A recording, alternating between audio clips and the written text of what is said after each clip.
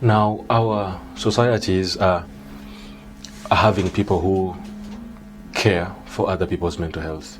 Like we've seen the Prophet Muhammad sallallahu alaihi wasallam taking care of his companions.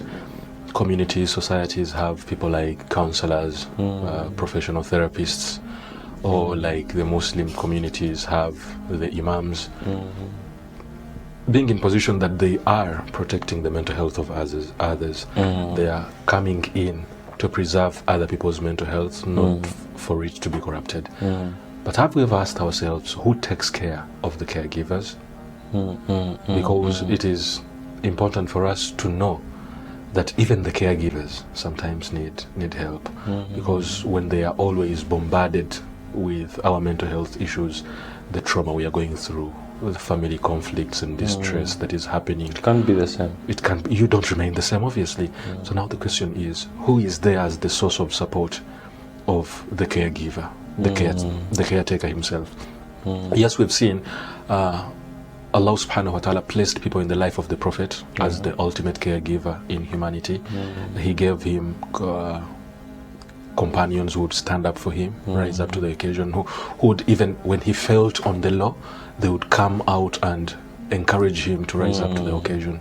Even when the wives wanted to pull him towards themselves, Allah put them to check, for them to know that you are supposed to be protecting this man's mental health. You are not supposed to be again affecting his mental health. But when we turn the cameras onto ourselves, who is really paying attention to the compassion fatigue they're going through, the burnout that they're going through?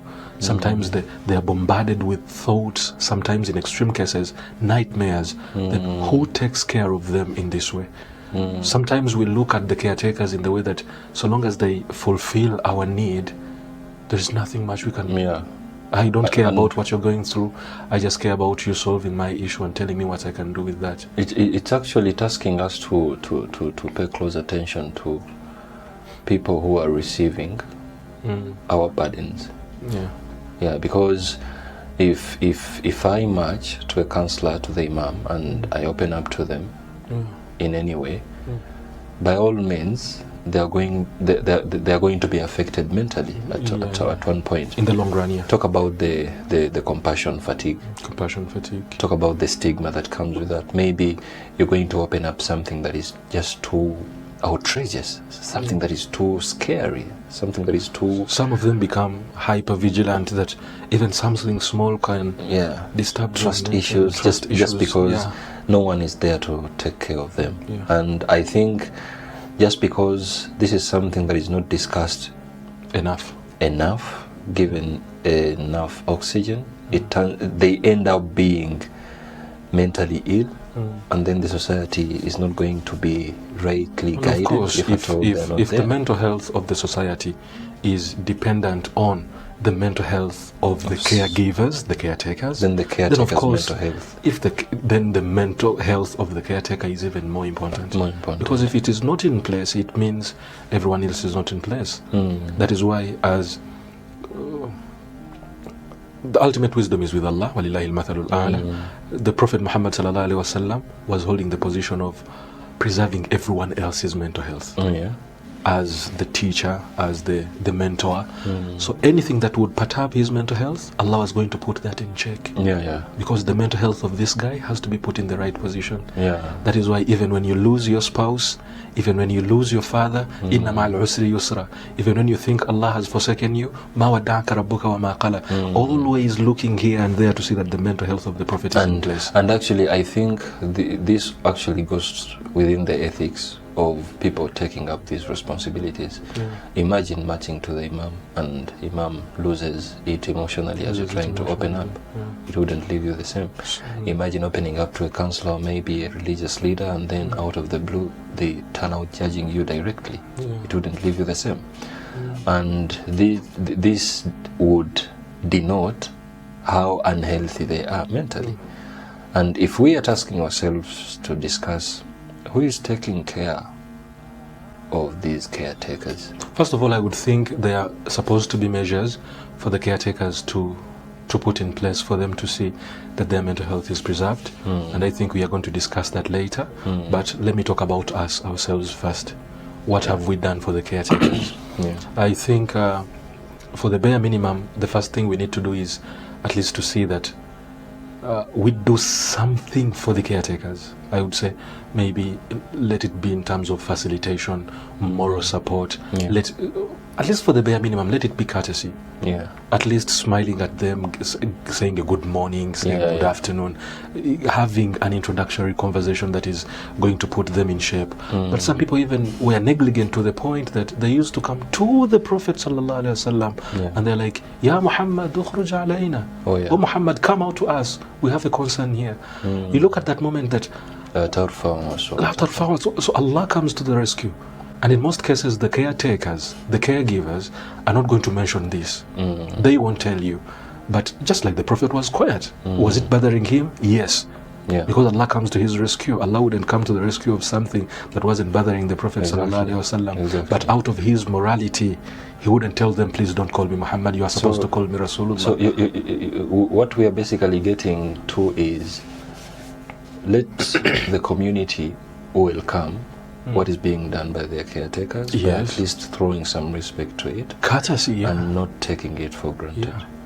People come to Yusuf, the two young men in prison, and they are like, tell us, Inna naraka min al-muhsinin. We see among the muhsinin. But you're here with us. You're here with us. They never asked about how did you end up here. The Quran doesn't talk about any other thing they want from Yusuf. All they want is Yusuf solved the service from Yusuf.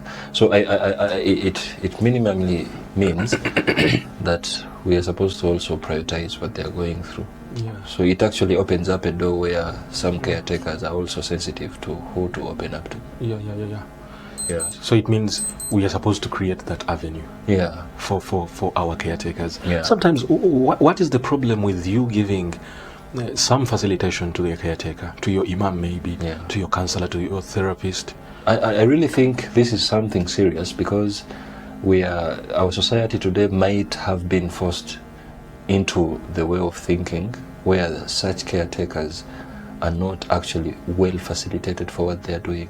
It is being taken for granted, and that has put our society at stake, because even whoever is doing what they are doing, they are not investing a lot into doing it right. Because they are not well facilitated. So if we focus on assisting them, because like we said, we are going to discuss what they're supposed to do for themselves. We are supposed to also discuss what is on us. Maybe we shall tell them what they're supposed to be doing with themselves. Don't you think it is important for us, as the people receiving this service, whether it is coming from a competent background or not, we are receiving, and somehow we find a piece of calm from what they are telling us, whether they are competent or not. What is wrong with taking them for a dinner once in a while? What is wrong with visiting them in their homes and playing around with their kids, showing them that there is support behind you? We are behind you. We support you. There is value in what you're doing. Or maybe in some more reasonable cases, that they are put on a payroll. That thank you for being there for my family, and I'm always, there is a stipend for them to see them moving around, because we looked at lack of support and resources as a cause of mental illness. Because when look at our our circumstance here, the very imam we want to pay attention to our mental health issues and situations is the very imam who is employed somewhere. And now at the same time he is battling with seeing his financial needs met, but at the same time he needs to look at how the mental health of his followers is met. So in other words, there is always going to be a compromise. I really think all the communities are supposed to prioritize this position. If it is the imam in the community, in this case within the Muslim fraternity, they need to at least prepare for that. When the setting in a community, they're having a mosque, there must be the imam well facilitated on payroll to make sure he's doing what he knows what to do best, Islamic founded, rightly and in the best way. Now that calls for what is the imam supposed to be doing? Exactly. Which calls for competence. Because equip yourself with the right now, someone just skips high school, he's given an imamship position somewhere. The question is, how equipped is he with receiving the news of mental health from all of you? He's bombarded with information that is 10s of years over his age.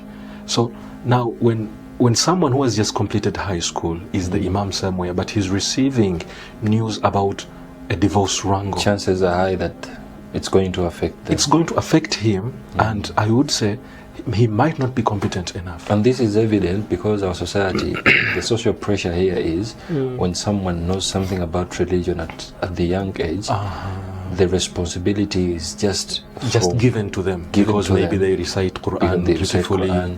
But then there are some other factors that are supposed to be put in place to make sure you're at least competent. And I think I would advocate for every imam and every religious leader somewhere to be equipped with the study of psychology to understand people's reasoning, thinking, behavior, and so on, to make sure they embed that with the Quran and Sunnah and be more productful to maybe whoever is doing that. On top of that too, maybe when you put in the point of peer support groups among the imams themselves and the caretakers. Yeah, it is a point where the imams need to get workshops together, to discuss issues together, to see how they go through the matters they are going through, because it is not becoming for an imam again to rush to the people. You're killing you're killing the confidence that is there.